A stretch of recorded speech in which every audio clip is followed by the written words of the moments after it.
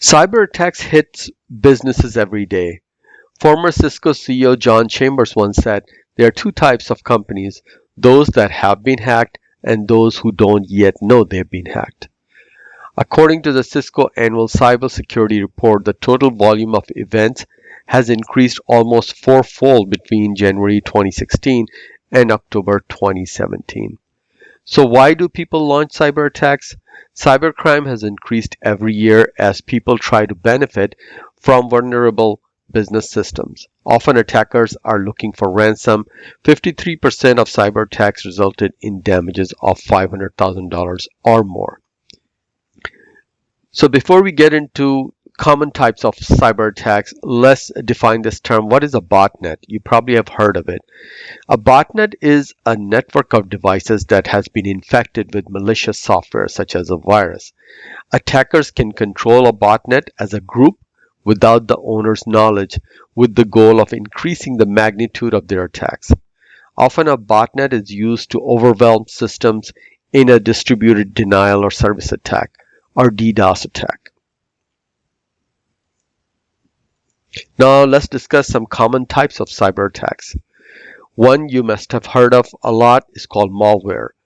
Malware is a term used to describe malicious software, including spyware, ransomware, viruses, and worms.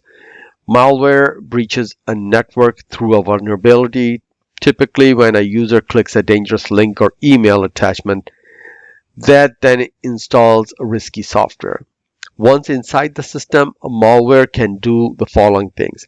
It can block access to key components of the network. It can install malware or additional harmful software. It covertly obtains information by transmitting data from the hard drive, also called spyware. It disrupts certain components and renders the system inoperable. Okay, the next kind of attack is called phishing.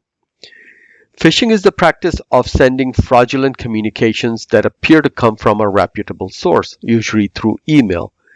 The goal is to steal sensitive data like credit card and login information or to install malware on the victim's machine.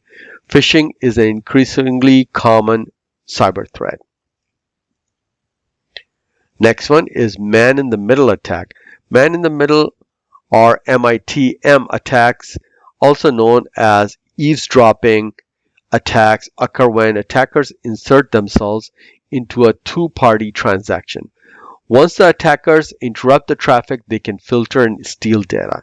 Two common points of entry for man-in-the-middle attacks is on unsecure public Wi-Fi, attackers can insert themselves between a visitor's device and the network without knowing. The visitor passes all information through the attacker. And number two, once malware has breached a device, an attacker can install software to process all of the victim's information. Next one is denial of service attack. A denial of service attack floods systems, servers, or networks with traffic to exhaust resources and bandwidth. As a result, the system is unable to fulfill legitimate requests. Attackers can also use multiple compromised devices to launch this attack. This is known as distributed denial of service attack. Then we have SQL injection. A structured query language or SQL injection occurs when an attacker inserts malicious code into a server that uses SQL and forces the server to reveal information it normally would not. An attacker could carry out a SQL injection simply by submitting malicious code into a vulnerable website search box. The last one is the zero-day exploit.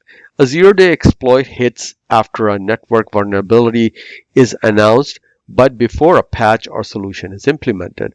Attackers target the disclosed vulnerability during this window of time.